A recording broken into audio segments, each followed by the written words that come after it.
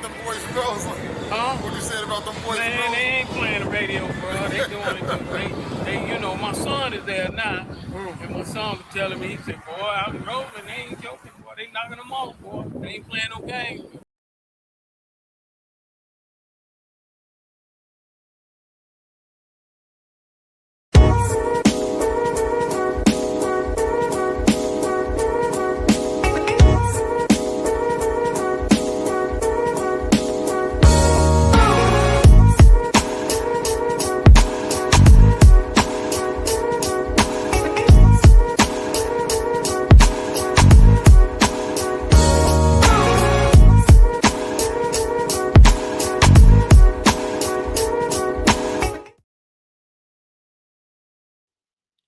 What's going on, world?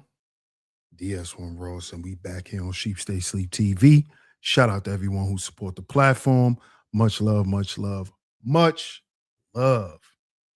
Shout out to everyone that's in the building right now. Y'all can hear me. Drop a one in the chat for me real quick. Drop a one in the chat for me real quick, y'all.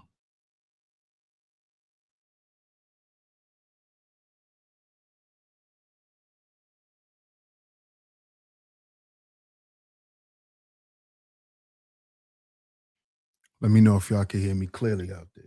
Drop a one for me.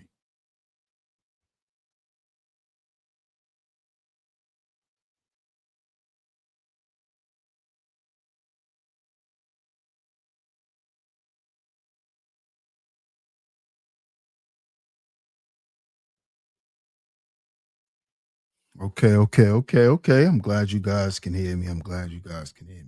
Shout out to y'all, man. Shout out to y'all. Y'all see the show. Make sure if y'all missed earlier show, make sure y'all check that out. One of my lovely lady mods that's in the chat. If we have any in the chat, can y'all please drop the link? Can y'all please drop the link to earlier show? Y'all please drop the link to earlier show. It'd be very much appreciated. Let's see who's in the building. And let's get to it. Shout out to my man Astro in the building. Yes, sir. Salute to you, my brother. Salute. Yeah, make sure y'all hit that like button on the way in, man. Hit the like button on the way in. Share the show. Shout out to my man Mark in the building. What up, Mark? Peace to you, bro. Shout out to Jasmine MTV. What's up, Jasmine? How you doing? Good to see you. Shout out to Scorpio Mama in the building. Hey, Scorpio. What's going on, Scorpio? We got one lovely lady mod in the building. Shout out to Miss Naomi in the building. How you doing, Naomi? Good afternoon to you. Shout out to 18 back in the building. Shout out to 18. Shout out to the residential OG. Shout out to my man Elisino in the building. Salute. Shout out to Terry. How you doing, Terry? Good to see you.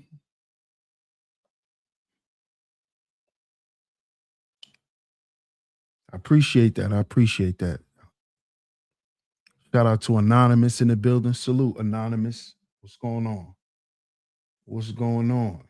Anonymous. Y'all see the show? Shout out to Ebo in the building. Salute, my brother. Salute.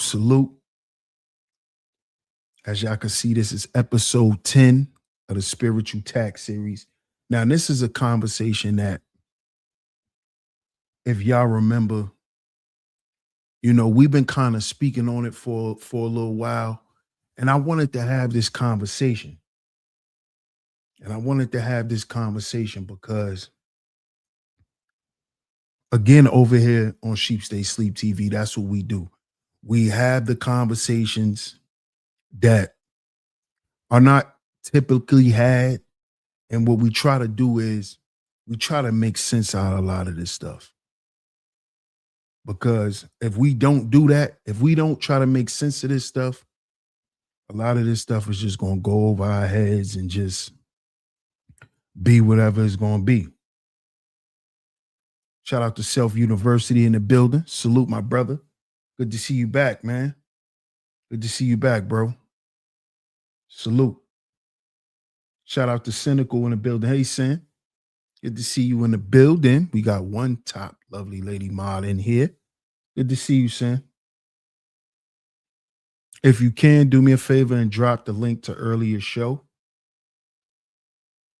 If you can, that'd be very much appreciated. Shout out to my man, the Brother Love Show in the building. What's going on, fam? Salute. Salute, salute. And if you are a supporter of Sheep Stay Sleep TV, you know that one of the conversations that we've always had over here is the conversation about mental health, the conversation about understanding our traumas, trying to heal from our traumas, and having that conversation. You know, we put in a lot of work, and shout out to all of y'all who support the channel, because over the years, you know, we laid the foundation for that conversation, the whole conversation about mental health and healing and trauma and all of that stuff. We put in a lot of work over here. You know, in the beginning, we got a lot of pushback because, you know, I was speaking about this type of stuff when it wasn't common, you know, where people wasn't really speaking about it. People, especially men, a lot of men were speaking about other things. They were speaking more about dating and things of that nature. But I decided to take the conversation a whole nother direction when it came to what I wanted to speak to men about on my platform. And I thank y'all for supporting, because pretty much y'all kept me around, because again, it was a lot of bigger platforms that was against what I was standing on. And now, as we can see, you know, now that we on the other side of things, how much the conversation was needed. And now, as you can see, a lot of people are having a conversation, which is a good thing, which is a great thing, as a matter of fact. If you missed earlier show, shout out to you, Sin. She dropped it in the chat. Go ahead and check it out after this show. Right. So now we have a mental health awareness month. You know, now there's a big thing around mental health now. And I've noticed over the years how the conversation just grew over time. It just grew over time.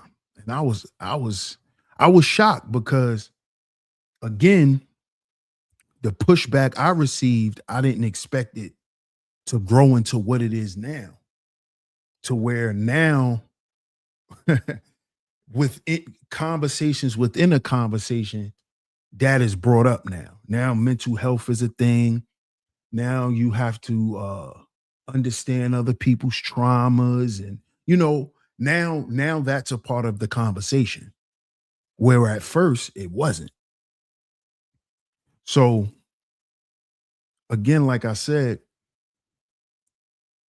me watching it over the years just expand, now I think it has become commercialized.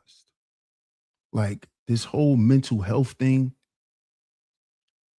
to me now it has turned into, or it's turning into, a hashtag. It's turning into something that people can, you know, vend at events, and that's cool. I'm not against none of that, but I'm just noticing how it's becoming commercialized. It's not being taken as serious. You know, the conversations are becoming a lot more generic. Now it's just all about taking meds, and it's just not the same to me. I don't know. It could just be me. It could just be me. But like I said, I feel like the whole mental health conversation and trauma and all of that has now become like a hashtag. It's becoming commercialized. Shout out to Seth Son in the building. Peace, bro. Sin says some people are only talking about it because it's a bit trendy. Right. That's what I mean by it's becoming commercialized. Elisino says easy to exploit and profit. Right. It's becoming commercialized to where now people are just throwing the word therapy out there. It's like people not even taking it serious. And an example of this is with Dr. Cheyenne Bryant, where she feels like she doesn't have to have credentials. She doesn't feel like she has to prove her credentials, but you're supposedly helping people out with their traumas and all of this type of stuff. So this is what I mean by it has become commercialized, man. So I said we got to have this conversation from a real perspective, but from an angle where people can understand it in a modern day perspective, and from a perspective that people are not gonna try to exploit. That's the word, like Elisino said. Because see, again, and as y'all know, because y'all supported me through it all, right? Y'all know that I took this, my motto of my channel is heal before we build. Y'all know that that's something that I took serious, not only through my content, but y'all watch me lose weight. Y'all have heard my story, not in its entirety, because that's the reason for the docuseries coming out, right? But y'all also know that I went back to school for psychology. Like, this is something that is serious to me, right? So being in school and going back to school to learn psychology, we pretty much learn about all the mental health disorders, So we learn about anxiety, we learn about depression, stress, schizophrenia, all of that. All of that is broken down into many different classes and all of that, right? And one thing I notice is that they never speak about these mental health problems from a let me see how can I put this.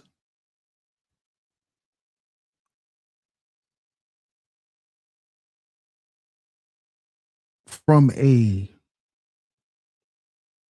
I think they do this intentionally, but I think if it was put this way, people will understand it a lot better. They don't put it in a way where we could understand it from a spiritual perspective.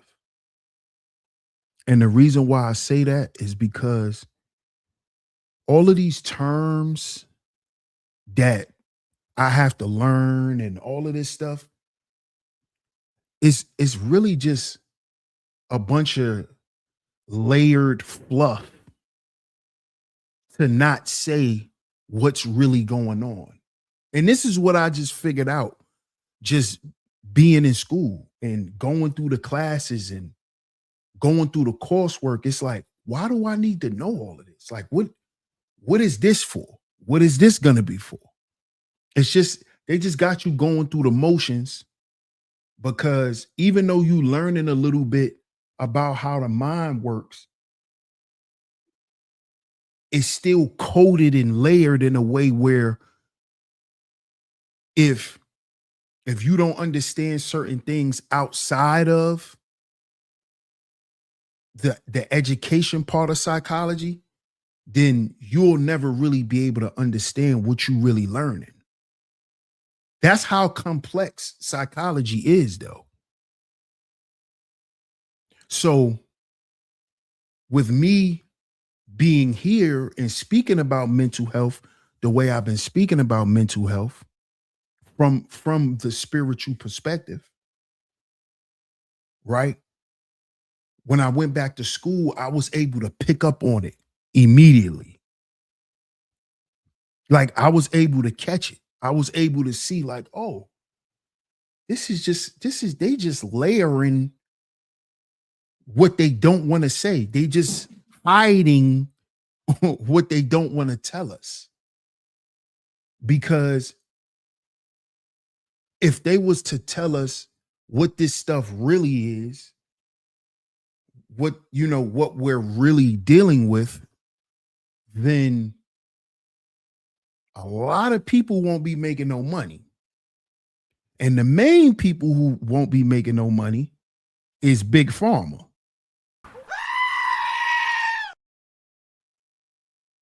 You see?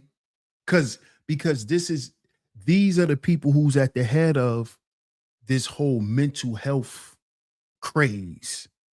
It's Big Pharma. It's a way for them to push their drugs on us, to get everybody doped up on these psychotropic meds so they could control you. You ain't gonna have no life. You ain't gonna be able to do nothing.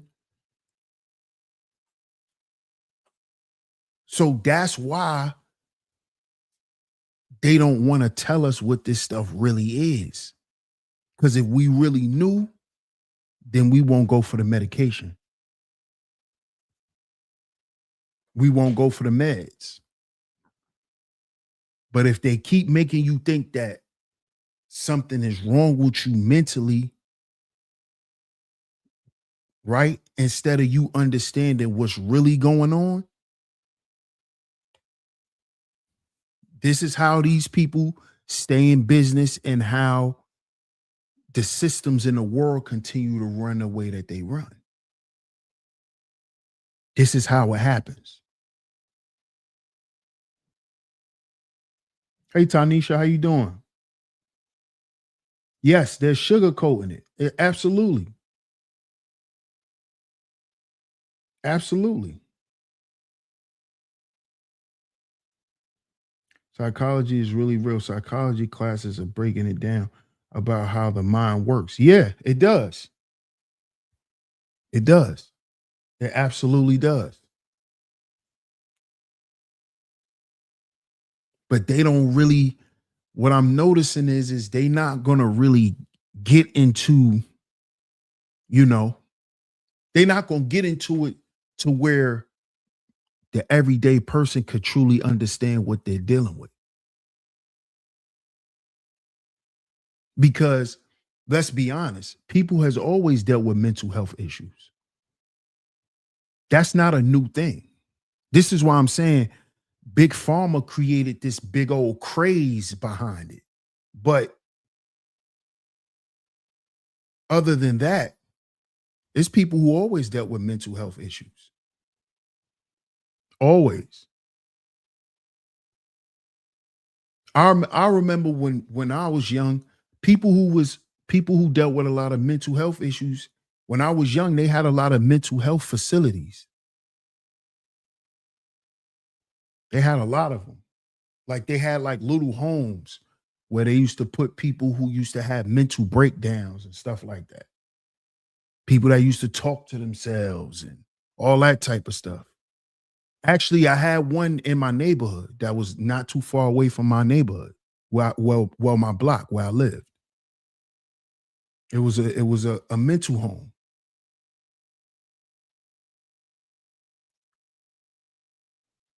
Right? But now you see how they kind of like normalized mental health, where now it's like normal. And they're doing this because they're hiding something. See, this is why I'm breaking it down the way I'm breaking it down. I'm walking it down the way I'm walking it down because they want to normalize it so you really don't understand what's going on. Shout out to UFO in the building. Salute, UFO. They're trying to make it seem like, oh, yeah, everybody has mental health problems. Yeah, everybody deals with mental health. Yeah, that's normal. Yeah, that's normal.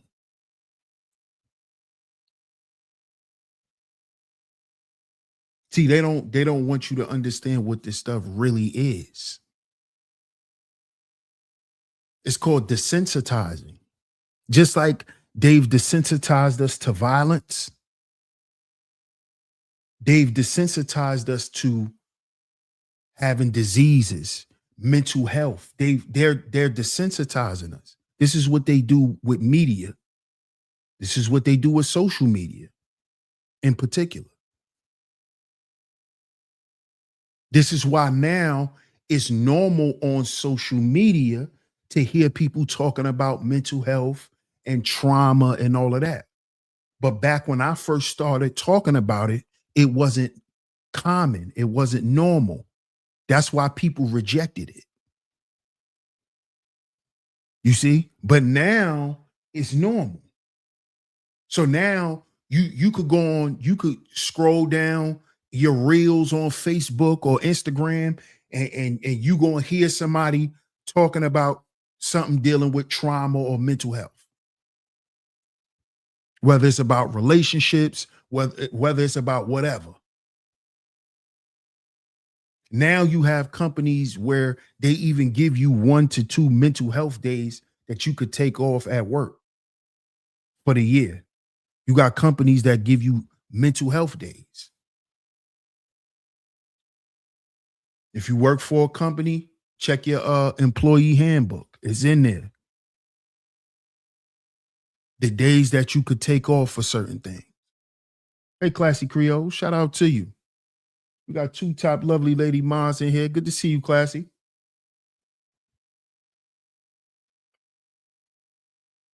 Shout out to Terry in the building. A-Team says, DS1, people didn't talk about it. People didn't talk about it. I learned about it from my neighbor. Never love a person more than you love yourself. That's good. That's a fact. That's a fact. You said you learned it from your neighbor. See that? See that? That's interesting. That's interesting, 18.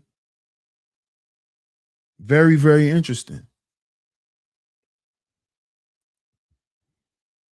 So now it's become a normal thing, a common thing. But again, here's what I found out. I found out that all of this mental health stuff, like if you trace back people having mental health episodes or mental health issues and all of that, like if you trace it back to, trace it back some years, right? Think about perfect example. Think about the movie The Exorcist. Think about that movie, The Exorcist. What do you think of exorcism when people come and perform an exorcism? What is that for? Why do people come and perform exorcisms on people from back in the day? To cast out what?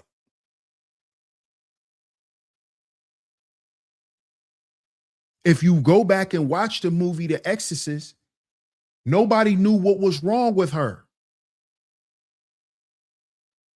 They took her to doctors. They went and checked everything. They didn't know what was wrong with her. They never knew what was wrong with her. They found out what was wrong with her when they called in a what? A priest. This is when they found out that nothing in the hospital can cure her. No medicine can cure her. They needed to perform an exorcism to heal this young girl, Emily Rose.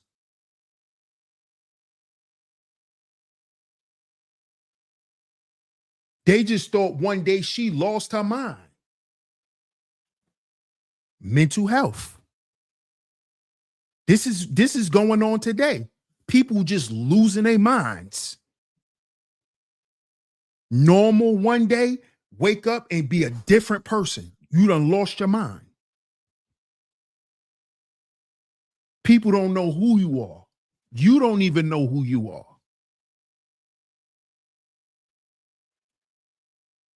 This is what happened in the movie The Exorcist.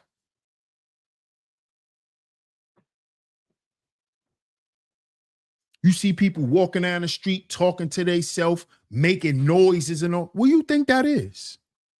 They call that mental health.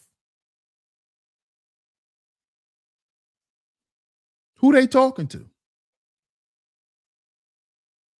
They talking to somebody in their head. We don't see that person, but they do. We don't hear that person that's talking to them, but they do. They call it mental health, though. That's what they call it today. They'll say you schizophrenic or you bipolar. You hearing voices in your head, you schizophrenic. So they're going to put you on these medications to try to stop the voices. I'm telling you to do negative things.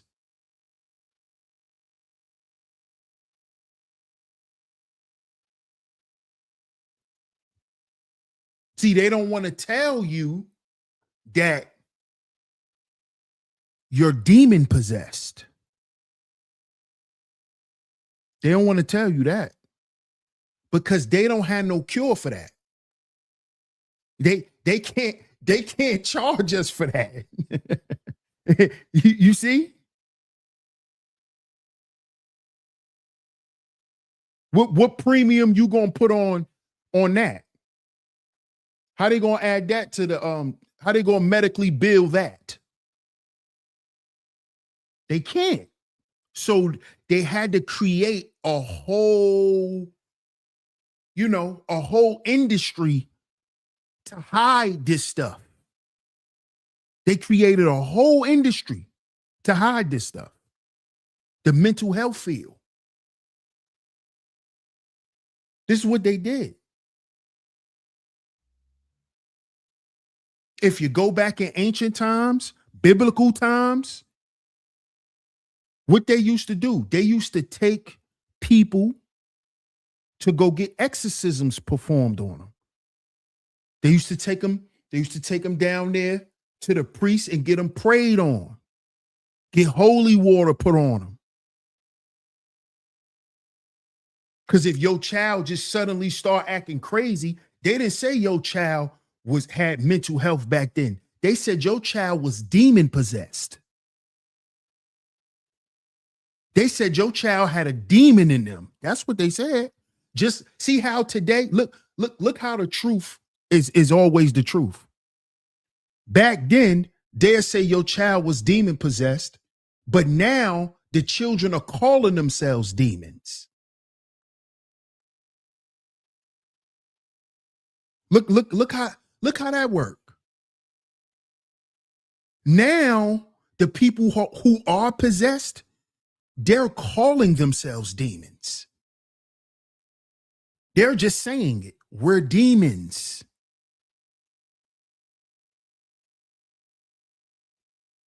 See, they not saying we got mental health problems. We got voices in our head telling us to go and unalive people. They not saying that. They're straight coming out and saying we're demons.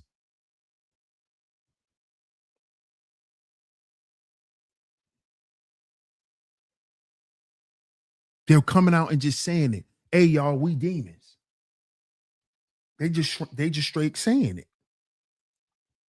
We on what? Demon time. So is it really mental health?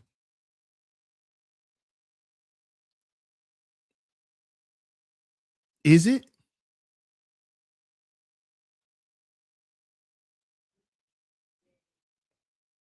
Let's think about this. 18 says when people break down, their eyes are blank. The soul is gone. The eyes are the window to the soul. That's a good point, 18.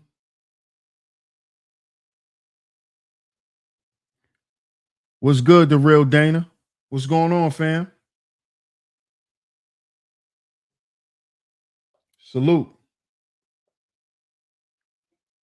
Elisino says alcohol and drugs is a direct pathway for demons to host you. That's a great point.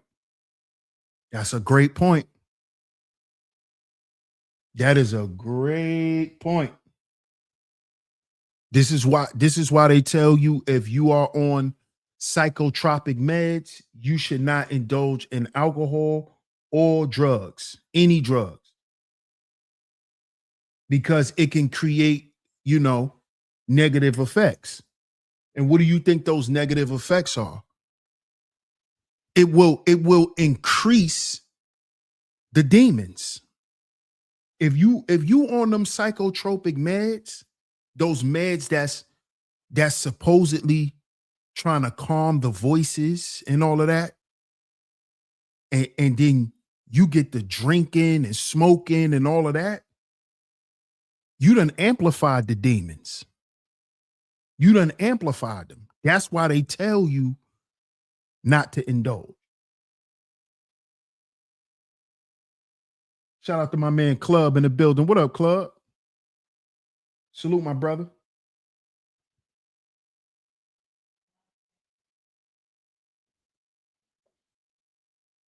OG says spirit health. Yes, LSD. Absolutely. And that, I'm glad you said that too, Sim, because look at the drugs now that people are using now. All of these drugs are drugs that open you up. All of these drugs that are promoted now are drugs that open you up. Open you up to what? Spirits. It's to open you up to spirits.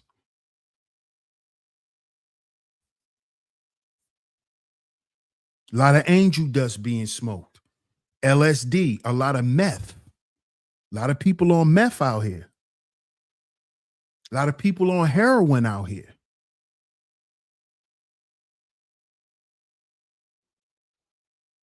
Yeah.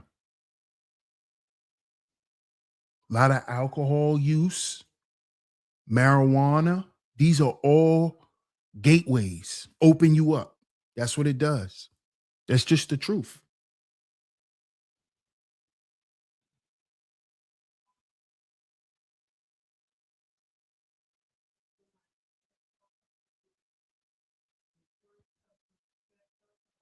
Sin says the Ouija board. Terry says, how many health issues occur because of unforgiveness?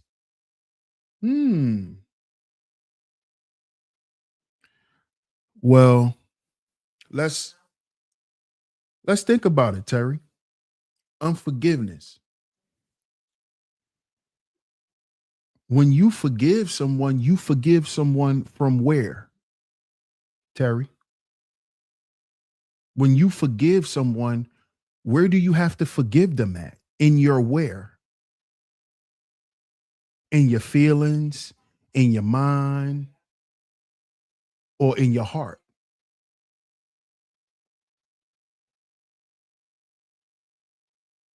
You have to forgive them in your heart. So unforgiveness causes heart issues. Those are affairs of the heart, unforgiveness, bitterness. Those are heart issues, issues of the heart, affairs of the heart.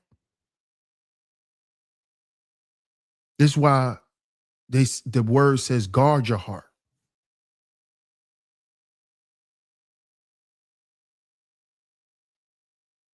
What happens when you start having heart issues?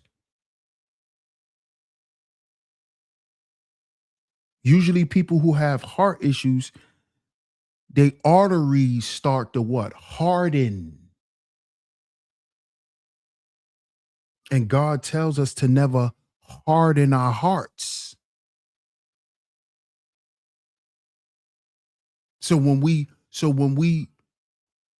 are dealing with unforgiveness, we're hardening our hearts.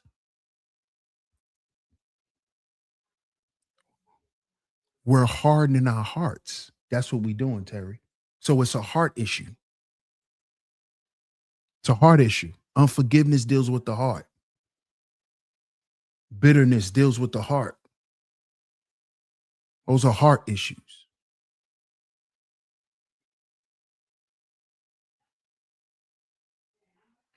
Adrian Broner's friends don't care about his battle with alcohol.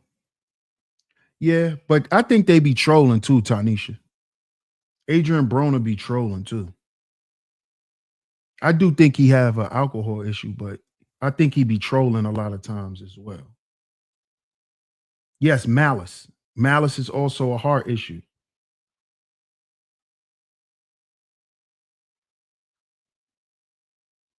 Astral says, my hardest thing is to forgive. Yeah, that's a heart issue, bro.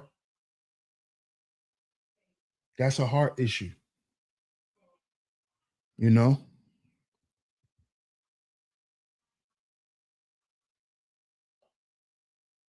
We got to remember that if we want to be forgiven, we got to forgive. Because forgiveness is for the person, it's not for the other person. It's not for the person that you're forgiving, it's for yourself. If a person chooses to forgive you, it's not for you, it's for them. It's for them to be able to accept what happened and for them to be able to move on without hardening their hearts because of what happened, because of what they may have done or what may have happened to them. That's the power of forgiveness. And as I gotten older, I started to understand why that's important, because you want to live, if you want to live a long life, you have to learn how to forgive people, because you want to be able to live, and as long as you live, you're going to keep making mistakes. You're not going to ever be perfect. So if you're the type of person that want to live a long time, you got to have a forgiving heart, because you're going to do a lot to offend people. You're going to say things, you're going to do things, you're going to be a part of certain things that's going to offend people. So if you talking about, people want to live today 100 and 200 years old, but you can't live with an unforgiving heart for that long. That unforgiveness going to kill you. OG says, I forgive quickly, learn, and move forward. Yeah. Yeah. That should be the process, but I guess that's something that comes with time and experience.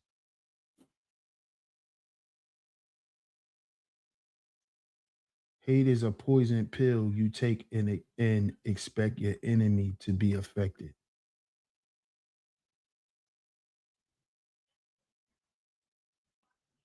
Sin says, I'm not a grudge holder.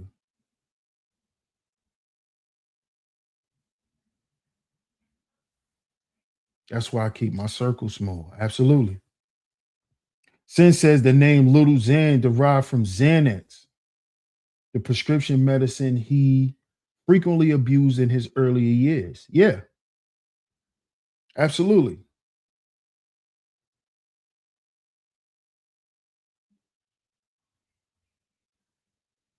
He says, right, I know I offend aimlessly. Yeah, absolutely.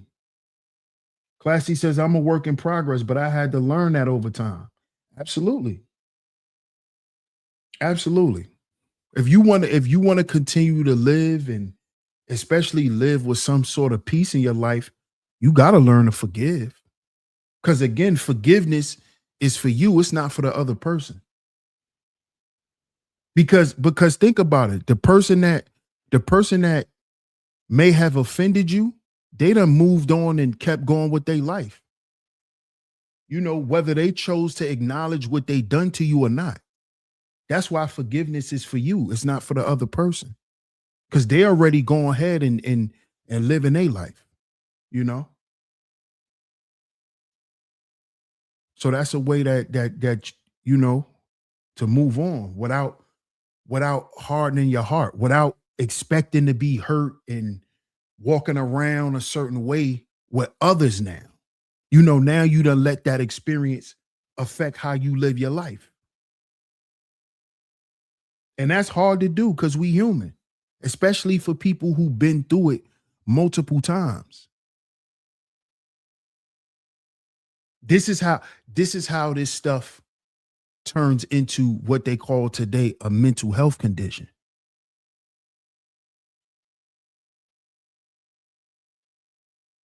But when you actually apply what you know about scripture to this, you'll understand that it's actually demon possession. Because unforgiveness is a what? It's a gateway. It's a pathway.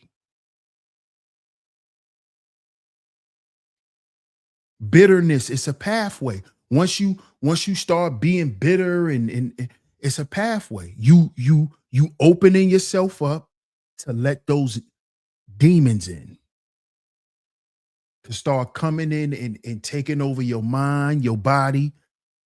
That's what happens. And then you get the diagnosis of whatever you diagnose with.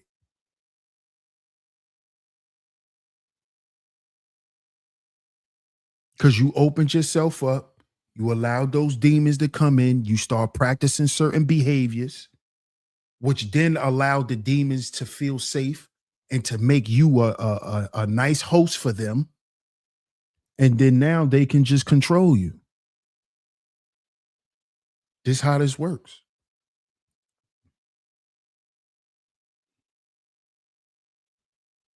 It's how this works. And what I'm learning is the only way to cure this is you have to do the reverse effect. You gotta not feed them. You gotta do the reverse effect. You have to do the reverse effect. You see? And if a lot of people just looked at it from this perspective, they won't need the meds. They won't need the meds because they will know what they would have to address directly. See, the medicine just affects the results of what happens. That's what the medicine targets. The medicine targets the effects of the possession, of the demon possession. So the voices, the strange, the violent behaviors, the outbursts, the medicine attacks those things. It doesn't attack the actual demon. See, the medicine don't attack the demon. And see, big pharma and these pharmaceutical companies, they understand this. Because pharmacy comes from the word pharmakeia, which is witchcraft.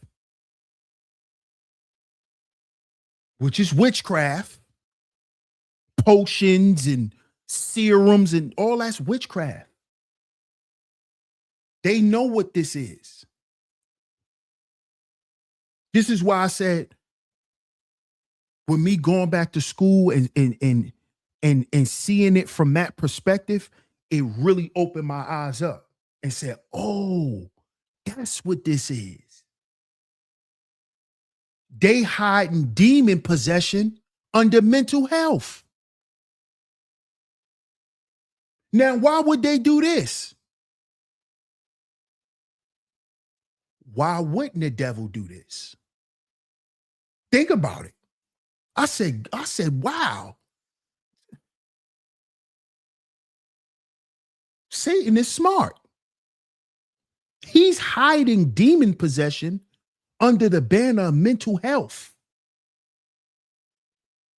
So now you got people who's already planning to live with demons in them for the rest of their life because they think they got a mental health problem. Wow. So we just became host to millions of demons and allowed them to come into us. Because we already agreed and made the agreement that we got mental health problems. That's crazy.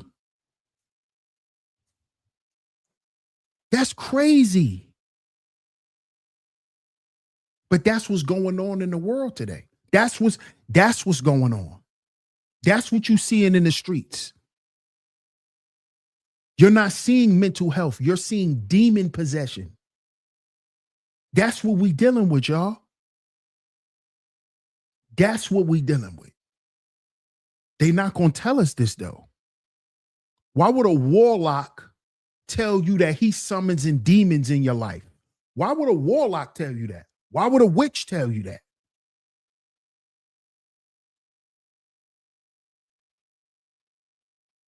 Why would they tell you that?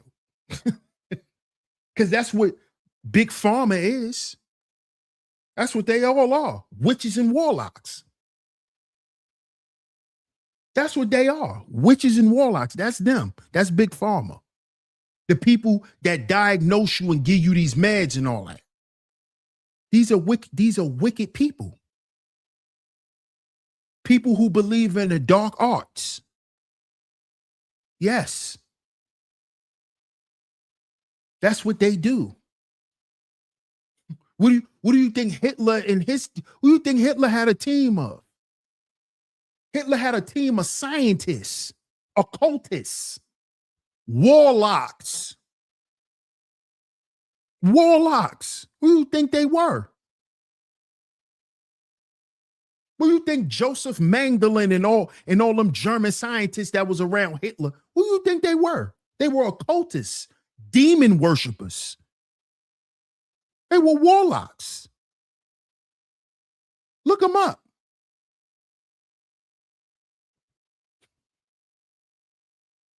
That's who these people are.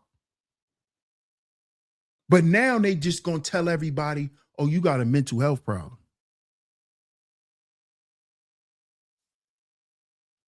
So they could put you on some medicine. And what does the medicine do? Subdue you. It doesn't remove the demon. It just make you think that you're okay for a little while.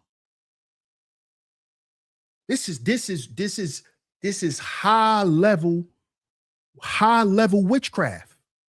Big Pharma. Telling everybody they got a mental health problem. Go get checked for mental health.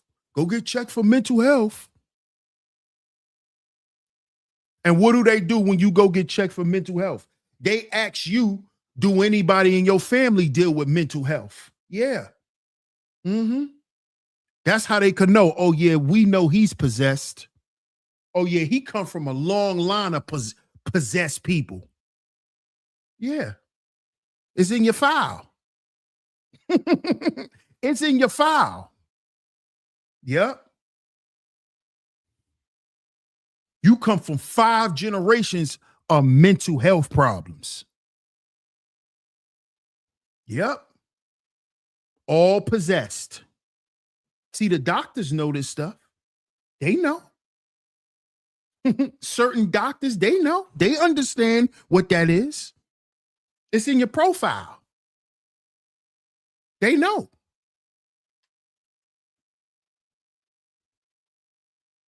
It's in your profile. Why do you think certain dudes go to jail and be on them psychotropic meds? So what happened to Gucci Mane? Look what happened to Gucci Mane. Gucci Mane was crazy. Everybody thought Gucci Mane was crazy. He went to jail and came home a puppy. He's a puppy now. You could walk up to Gucci Mane and ask him for a handshake now. Before, you couldn't walk within 10 feet of Gucci Mane. Yeah. What you think they did to that boy? Mm-hmm. Yeah. Yeah. Did y'all know? See, a lot of y'all thought that Gucci Mane was just crazy because he was popping a bunch of pills. No, Gucci Mane has schizophrenia. Did y'all know that? Gucci Mane is schizophrenic.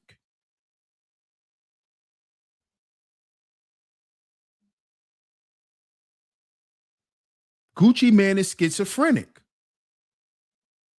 Go back and watch the old interviews when him and Waka Flocka was beefing.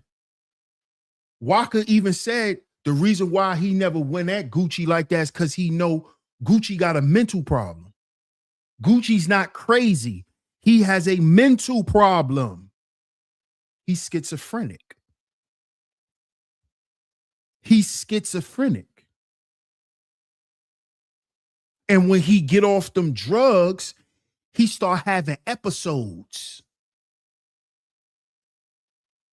This is why everybody thought Gucci Mane was crazy. Absolutely, OG, just like Ghostface. Remember, I did the show about Ghostface, where he talked about his battle with schizophrenia. This is where he learned how to rap. All them crazy bars you hear from Ghostface, that's coming from his schizophrenia. And we think it's super lyrical and all that. No, that's coming out of his schizo brain. When he having a schizo episode. See, we got to be careful what we listening to. This is why they say we got to be careful what you listening to. Your eyes, your ears, all of those things are gateways. So we thinking Ghostface saying some ill stuff. No, he talking from his schizophrenic mind. And not to say I don't like Ghostface, because I do. But when I found out, because remember, on the show that we did, I played the interview where Ghostface admitted. He admitted this. The first time he found out he had schizophrenia, he was in the studio. He said this in the interview. If y'all was watching the show that day, y'all remember. He said he was smoking a Wooly. If you from New York, you know what Wooly blunts are. Crack and weed. The combination make my eyes bleed. Remember Raekwon said this. He was smoking the Wooly blunt in the studio with RZA and them. They in there smoking Woolies and dust. They in there smoking Love Boat, crack, and marijuana. And he blunt and started hearing voices. He started hearing somebody tell him to beat up his own friend. And he couldn't stop the voice. Ghostface said this in the interview. The God body, the God. Ghostface, he said this. He was smoking crack and weed in the studio. That's how he found out he had schizophrenia. So don't tell me schizophrenia is mental health. That's a demon. He was smoking crack. That's why he started hearing voices. He was smoking crack. Demons. Demons. Demons. This man was smoking crack when he found out he had schizophrenia. The first time he started hearing voices, he was smoking crack in the studio. This man said this. I'm not making this up. So you still think schizophrenia is mental health? Come on now. This man said he was smoking crack and weed and started hearing voices.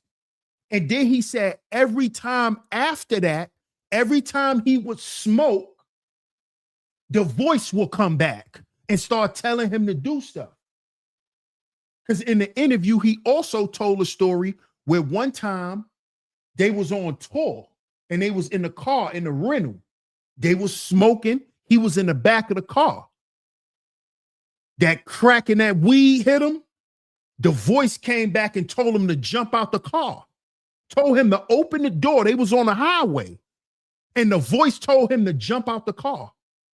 That's mental health? Or is that demon possession? Is that mental health?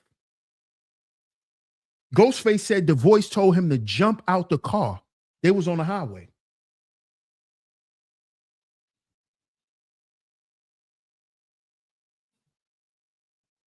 See how they've been lying to us? Telling us it's mental health. How they been lying to us?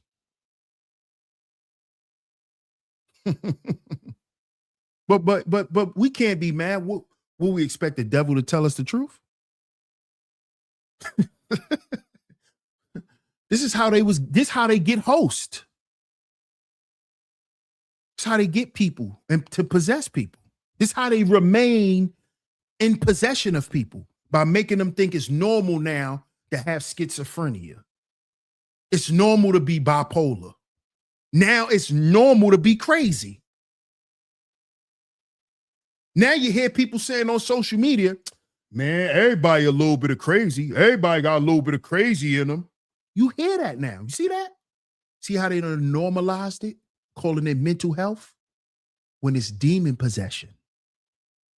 So now you telling people, oh, it's normal to have a demon in you. Because most of us do. Most of us do have demons in us. Most of us do. But we calling it mental health. That's what we calling it. We not calling it what it is. This is how the demons are able to hide.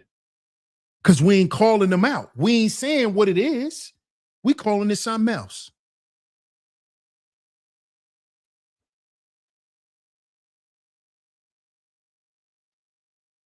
You know, when you see people pushing people in front of trains, those are people with schizophrenia.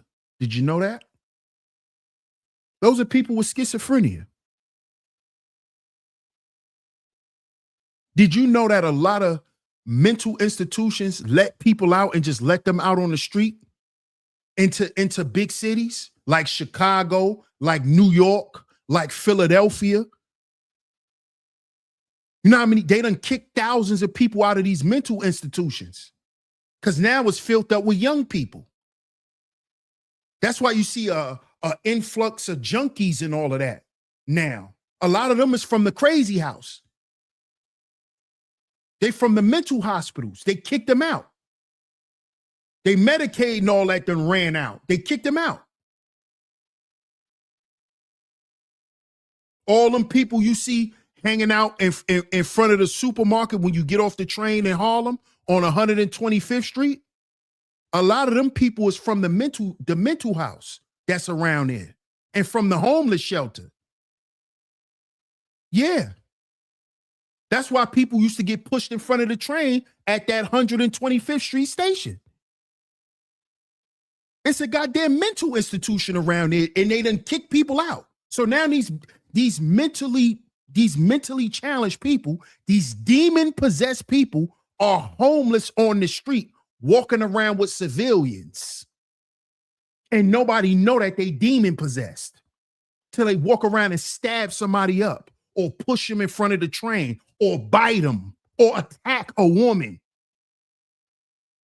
for no reason, or till he just starts stripping butt naked and start chasing people. These are demon possessed people. Mental health, what you call that? How you gonna diagnose this man get butt naked and start chasing people down the street? What diagnosis you call that? That's schizophrenia? He chasing people butt naked trying to bite them. That's schizophrenia? No, that's demon possession. That's what that is. That's demon possession. That's what we seeing. That's what's happening. And people getting hurt every day. At bus stops, train stations, people getting hurt. Because these people walking around amongst normal people.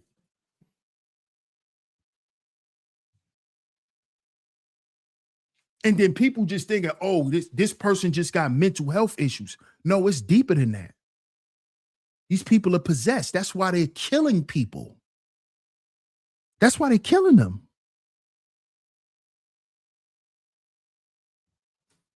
Because that's what the demons are telling them to do. We just had a case of that in New York with a famous battle rapper. His name was Fox 5. He was from the Bronx. I used to watch him on battle rap DVDs. But see, I know what happened to Fox 5. People said Fox 5 went crazy. You know why Fox 5 went crazy? Because I pay attention. Fox 5 started playing with that Yoruba. Because I was paying attention to his beads and how he was wearing all white. He started playing with that Yoruba. He had an altar. He was praying to them demons that he thought was his ancestors.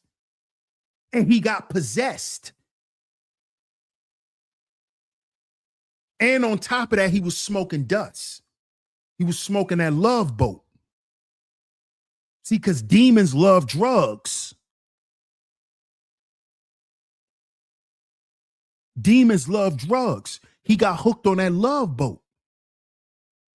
He was possessed by them demons. He walking around with a machete, thinking he a warrior, thinking he an African warrior. He was possessed. Playing with that Yoruba. Talking about your ancestry. See what I told y'all about that ancestry worship? That's demon worship. Because God told us to let the dead bury the dead. You don't worship dead people. That's necromancy. That's a sin. That's an abomination. You don't do that. But what did they got us talking that ancestral worship stuff. You don't even know you conjuring up demons. Because you don't even know where your family members went that died. You don't know if they went to heaven or hell, but you trying to conjure them up to try to get blessings. How you going to get blessings from a person that probably went to hell? Now you running around here possessed, chopping people with a machete. This is what happened with Fox 5. The spirit told him to go outside and start slicing people. And that's what he did. And the police gunned his ass down in broad daylight, gunned him down. Because he running down the street like he General Butt Naked from Africa, running down the street with a machete, cutting people. This is what he was doing.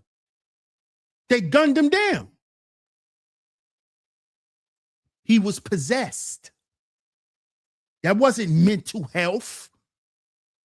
Everybody, oh, Fox 5, that wasn't mental health, bruh. He was possessed. Playing with that Yoruba. Y'all better stop going to Nigeria and all that, playing with that obia. Y'all better stop playing. Going to get them beads and putting them beads and all that around your neck. And I know what all that means. Because I used to be into that occult stuff. I know what that means. You done went over there and they done blessed them beads. Because you trying to get some paper. Because you trying to get rich. Fox 5 wanted to be famous. He always wanted to be in the game. That's why these dudes do sacrifice. This is why these dudes play with this black magic and all that. So they could be famous. How do you think they got famous? This is why I was telling y'all in the earlier show. Ain't no just getting $200 million off of hard work. No. No. The devil gave you access to that type of riches here on earth. That's not normal.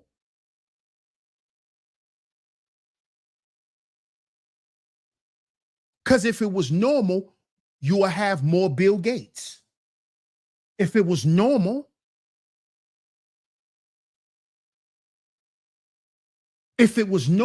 why is not 20 Bill Gates? Oh, because he just the only one that think like that. That's a lie. People created shit better than Microsoft before he created Microsoft.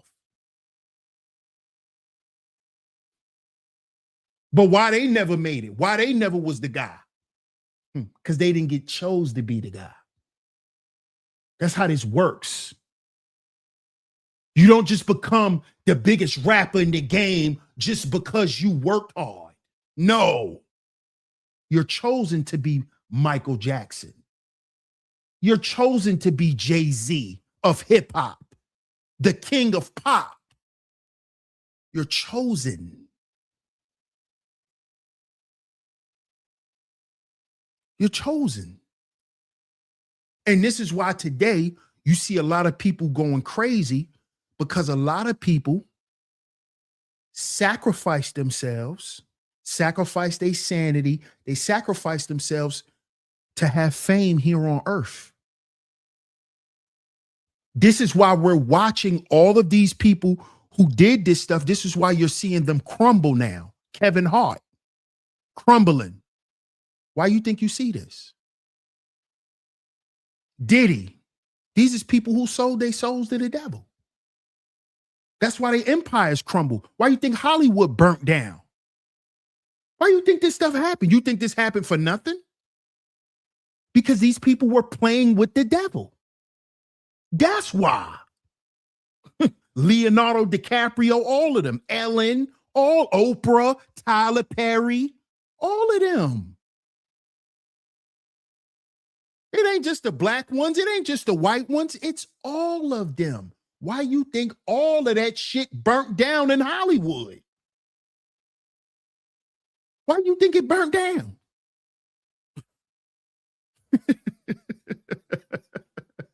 Why?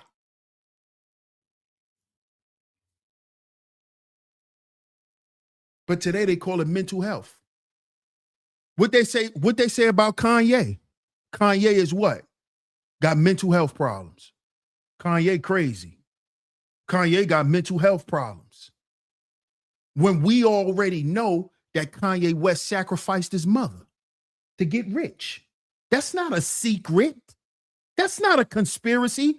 We know that this happened already. People from the industry already admitted this. He sacrificed his mother.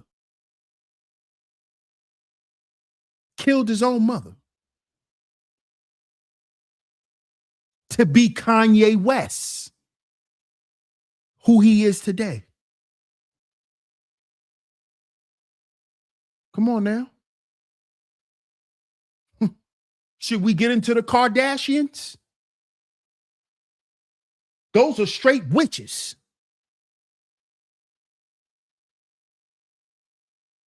Come on now.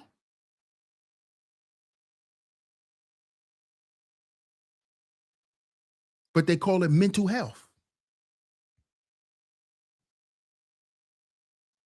If a person sacrificed their mother, How could you be normal after that? How could you walk around and smile after that? How could you walk around and look normal and act normal after that? You can't. You can't. Because you're doing something abnormal. You're doing something that's going against your soul, man. That's why Kanye West is weird. That's why he crazy like that. This man let them kill his moms. He never gonna be normal again, ever. But you call that mental health. You call it mental health. So if it's mental health, are y'all saying that the death of his mother made him go crazy? Because where was his mental health diagnosis before he blew up? Because Kanye was already big. He was already brewing and growing into what he was going to become. But after his mom's died, he took off. Go back and look at the year his mom died. He took off. Pew. He was already blowing up with all the production he was doing and what he was getting, recognized for finally.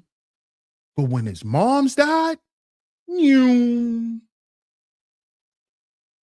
went from being the little producing sidekick to a megastar. Kanye West.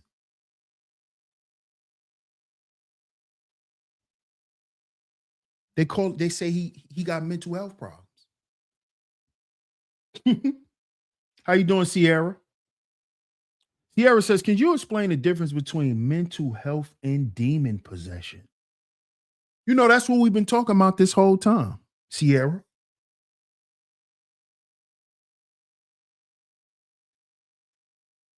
See, what this show is about, Sierra, is this show is breaking down the deception of mental health.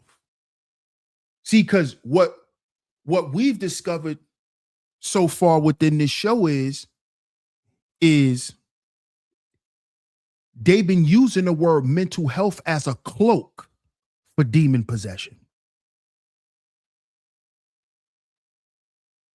Is demon possession cloaked as mental health?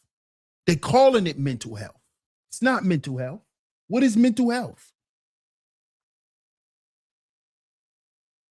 What is it to have good mental health? To be free from what? Negative spirits. What is it to be free from negative spirits? Eat right. Drink right, meaning you don't drink alcohol, right? Because alcohol is what? Spirits. You don't have any addictions. You don't smoke. You don't have any addictions.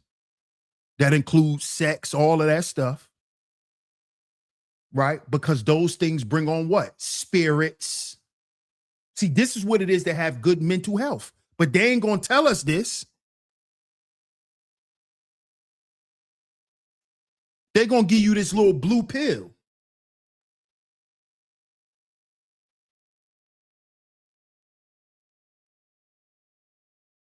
See? To have good mental health is to abstain from the wiles of the world. The Bible been telling us that since we was kids. But our fleshly desires kept leading us to where it wanted to lead us. And we followed our flesh. Let's just be honest. But that's what's going to give you good mental health. Stop following your flesh. Get rid of all your addictions, all of that. That's what it is. But if it was that simple, How can we have something like Big Pharma? How could we have a mental health industry? How? How could we have all these people working, making all of this money, working with all of these different people, if these people are not on medication? If these people don't believe that this is who they are and this is their life? You see this? This is deep, man.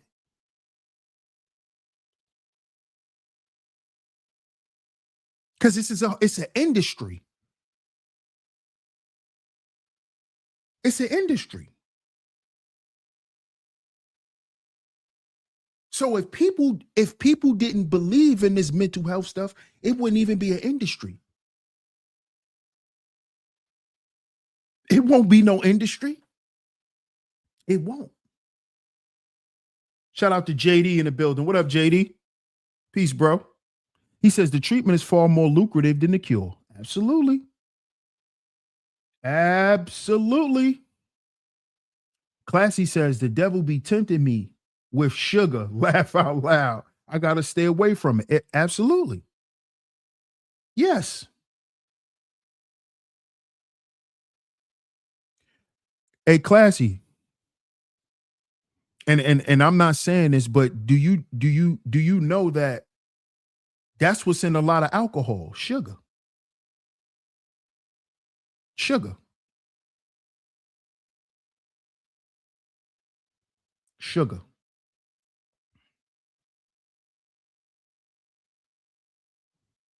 She said yes. She said yes. She knows that.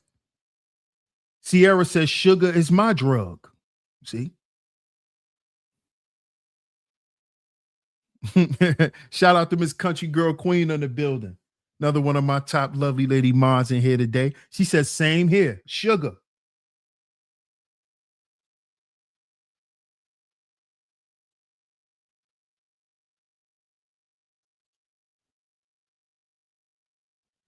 Sin says, what's your take on artificial sugar? It's worse than it's worse than regular sugar. It's worse. Artificial sugar is worse. Sugar is a drug. Absolutely it is. That's why you catch a disease called diabetes. This is a drug. And when you catch diabetes, they give you what? Drugs. Sugar is a drug. That's why you need a drug. When you have that, you need a drug to control the sugar. Keep your sugar down. But if you just change your lifestyle, you won't need the medication. And most people can do that. I know people who have. Zuma says, I still like my drink. Hey, come on, man. It is what it is. It is what it is, bro.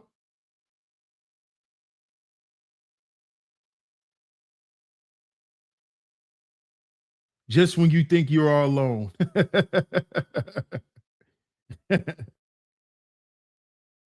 Sin says, because a lot of people switch to that, DS1. What, artificial sugar? Oh, yeah, absolutely. Not even just a lot of people. Think about the industry, Sin. The food industry switched to artificial sugar. That's who started it. It's the industry. Because I remember when we was younger, you know, I remember when sodas came in glass bottles. Right? I'm like the last generation of that. If you're a millennial, we're the last generation of the sodas that came in a bottle. The Pepsis in the bottle, the Sprites in the bottle, Coca-Cola in a bottle. They actually had real sugar in those sodas. Once they put everything in bottles, I think that's when they started putting artificial sugar. Sin. And don't quote me on that because it might not be a fact, but that's just what I think. Because I remember when sodas start tasting different. And they started tasting different when they put them in bottles. In them plastic bottles, it made Pepsi taste different. It made Coca-Cola taste different. Sprite taste different. Even think about it. Back in the day, if you had a canned soda, it was much more fresh than the canned sodas now. Because even the canned sodas back then, they had real sugar in them. Especially Coca-Cola. Especially, I know that for a fact. Y'all can look that up. Coca-Cola had real sugar, and Pepsi. They put real sugar in it.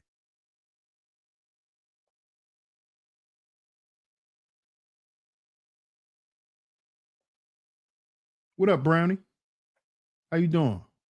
Brownie says, I finally broke my sugar habit this year. I know it was difficult. Shout out to you, Brownie. Stress is very bad for you. Very bad. Stress is a gateway. Now, if I can stop smoking, that's the next thing. One at a time, Brownie.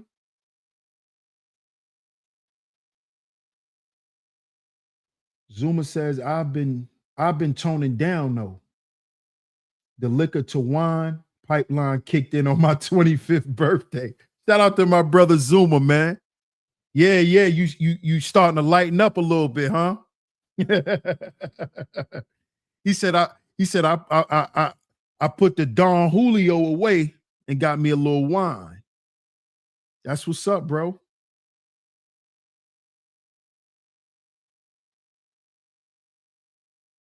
Yeah, real cane sugar. Absolutely. Real cane sugar.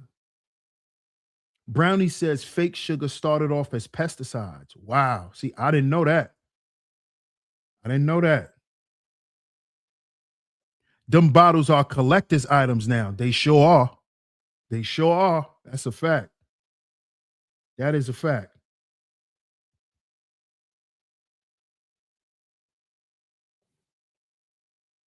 Zuma says if you still like a Coke, get a Mexican Coke or Jarrito. Yeah, I like Jarritos. And the Mexican Coca-Cola, it do taste like a little bit like the original. A little bit.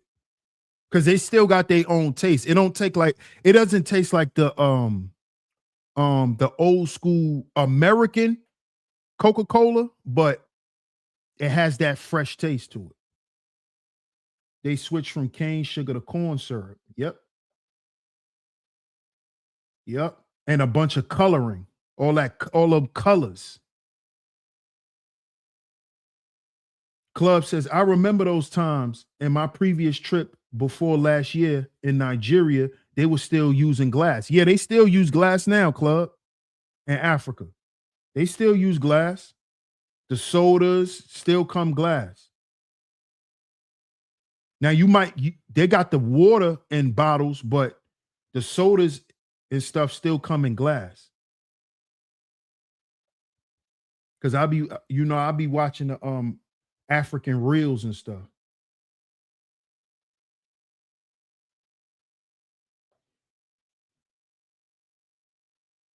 Elisino says beer is nasty as hell in the can. Because you probably used to those 40 bottles, those big 40 glass bottles. That's why. Astro says plastic soda bottles acid turn the drink into estrogen. We need glass. Brownie says anything real is better than the fake alternative. Absolutely.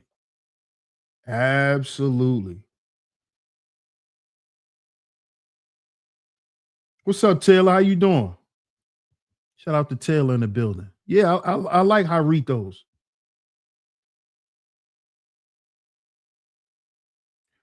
But y'all, let's get to this video because y'all know I got a video. Y'all know I got a video. So let's get to this video. and let's get back to the conversation. Shout out to everyone that's in the building. Make sure y'all hit the like button. What's up, Kenny Will? Shout out to Kenny Will in the building. Salute. If y'all are in the building, make sure y'all hit the like button, share the show. Shout out to Saudi Tate in the building. What's good, Saudi? Y'all enjoying the show? Hit the like button, share the show. The donation links are going across the screen at Sheep Stay Sleep TV on PayPal and Venmo, at Sheep Stay Sleep TV on PayPal and Venmo. Let's get to it, y'all.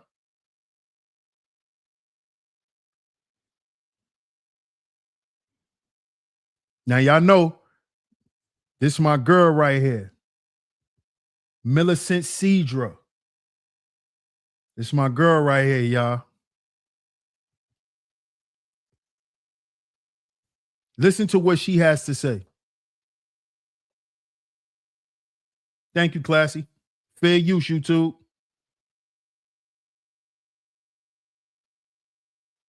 We see a man who is being tormented, filled with thousands of demons, causing him to cut himself, telling him, harm yourself, you can never be free. If this man was living in our time today, he would have been diagnosed with schizophrenia. He would have been put on a cocktail of drugs that would have gotten his mind so dull that he would have been put in a group home, just sitting around all day long, staring off into space because his mind is almost to the point of being in a vegetative state, and he would have had no purpose, no calling on his way to hell. Demons are disguising themselves under the name of mental illness. They're saying, look at you Christians. You call yourself a Christian, but you're not a Christian. You're an atheist. And they laugh at us. And they're like, yeah, keep calling it mental health. Keep calling it a disorder. Because while you keep doing that, we get to take over this place. We get to come and keep tormenting soul after soul. But Jesus did not see in the natural. Jesus saw in the supernatural, and Jesus saw a man that he could set free in a second. Don't you love just how instantly God can flip someone's world upside down? Don't you love how you can have just one encounter with a great physician and all of a sudden your life is completely changed? It's time that we stop having an atheistic worldview and we have a supernatural worldview. Demons today are hiding under the name of mental health. In Mark chapter 5, we see a man who is being tormented, filled with thousands of demons, causing him to cut himself, telling him, harm yourself, you can never be free. If this man was living in our time today, he would have been diagnosed with schizophrenia. He would have been put on a cocktail of drugs that would have gotten his mind so dull that he would have been put in a group home, just sitting around all day long, staring off into space because his mind is almost to the point of being in a vegetative state, and he would have had no purpose, no calling on his way to hell. Demons are disguising themselves under the name of mental illness. They're saying, look at you Christians. You call yourself a Christian, but you're not a Christian. You're an atheist. And they laugh at us. And they're like, yeah, keep calling it mental health. Keep calling it a disorder. Because while you keep doing that, we get to take over this place. We get to come and keep tormenting soul after soul. But Jesus did not see in the natural. Jesus saw in the supernatural. And Jesus saw a man that he could set free in a second. Don't you love just how instantly God can flip someone's world upside down? Don't you love how you can have just one encounter with a great physician and all of a sudden your life is completely changed? It's time that we stop having an atheistic worldview and we have a supernatural worldview.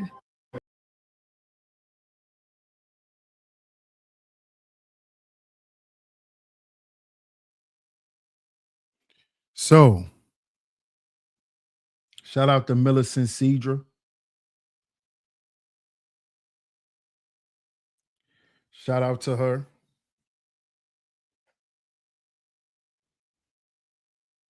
Because she basically gave us some biblical context on mental health. And I'm putting that in quotations. Because like she said, if this was back in biblical times, they would say that this man was demon possessed. You see? See, today, listen, this is why they say is it's nothing new under the sun. Everything that's going on in our life, the life that we're living, the things that we're seeing, the things that's going on, it's nothing new to the earth. It's only new to the people who's here experiencing it. And, you know, for some people who've lived long enough, they've lived long enough to see things repeat itself.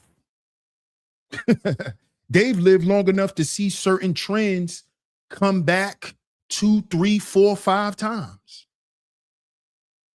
They saw the same thing, but people call it something different over the years. You know, people that done been on this earth 60, 70, 80, 90 years, 100 years. They know that all of this is the same stuff. It's just being called something different. It's just happening in the way of the now.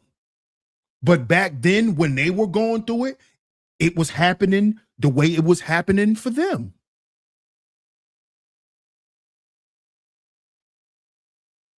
So now it's just called something different. Now, because see, you got to remember, back then there wasn't no medicine for it. It wasn't no meds. They didn't have a bunch of pills and all of that type of stuff for these people who were possessed. See, if you go back and watch those movies, they used to put people in institutions and put the thing on their head and study their brain and stuff and try to study their thoughts and stuff like that. There wasn't no medicine that they could give them and then they just feel better and then they could come out a different person and then they know how to handle situations. No, it wasn't none of that back then. They didn't know. They created all of this stuff. Yes, they were. Absolutely, Terry. I agree.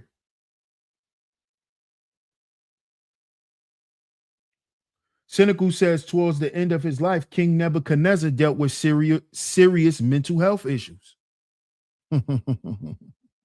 That's a good one, Sin. Zuma says, lobotomy gas the meds. Just give me a perk. Rather a lobotomy. Remix rhetoric, same ish, new toilet. Exactly.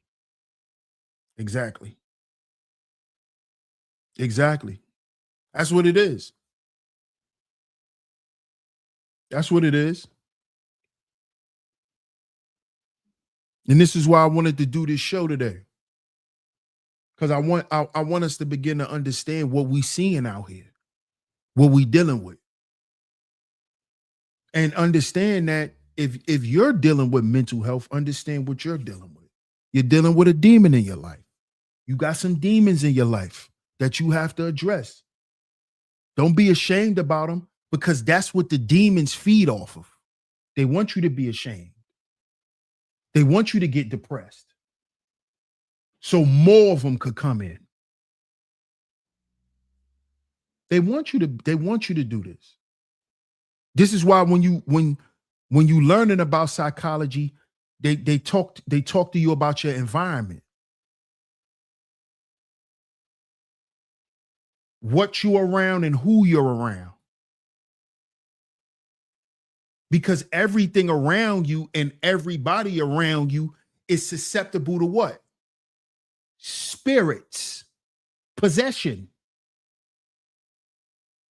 Demons can possess people, places, and things.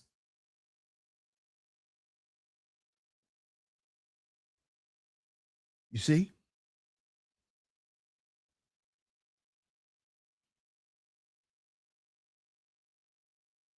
So don't be ashamed.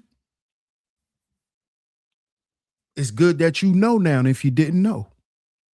If you don't know, now you know. That's why. Because you can't rectify what you don't identify. You can't identify that you got a problem. You can't fix the problem. You can't. If you keep running around here thinking ain't nothing wrong, then guess what? Ain't nothing wrong. Ain't nothing wrong. That's how it works. That's how this works, y'all. Zuma says, this ain't life advice because I got a legion. I'm not going to lie. But once I acknowledged them and I said down with my demons, it made it easier to know them and know how to beat them. Exactly. That's the key. That's the key, Zuma. That's the key, bro. And you are giving us life advice because you faced your demons. That's something that everybody must do in life, bro.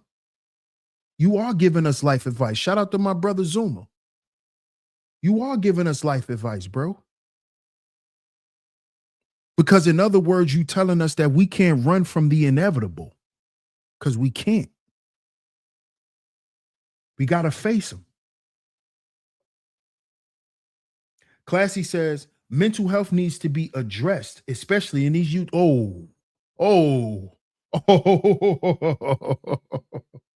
Hey, Classy. You know what? That's a great point. But, I don't say anything because, people here in these YouTube streets, they're very sensitive. When people start talking about things that they've learned and, now you think you know something and you can't tell me and you can't diagnose me. And, people get on that type of trip. So, I just sit back and watch, Classy, honestly. I just sit back and watch, but there's a lot of demon possession on here. A lot of heavy demon possession. Heavy. Like for real, heavy. But I'm not going to go around and get to doing that. Because that's a soft spot for a lot of people. And I get it. Brownie says the demons run amok on YouTube. See? Hey. That's a fact, though. That's a fact. I ain't gonna lie. I used to be on demon time on YouTube. I'm not gonna lie. Like my earlier times on YouTube, man. Sometimes you gotta shake their hand to understand what you're up against. I call it demonic diplomacy. Really, I'm about to backdoor them. Really, you about to backdoor him like Pooh Shiesty? Shout out to my brother Zuma. No, I get what you're saying. It's a level of understanding. I agree, bro.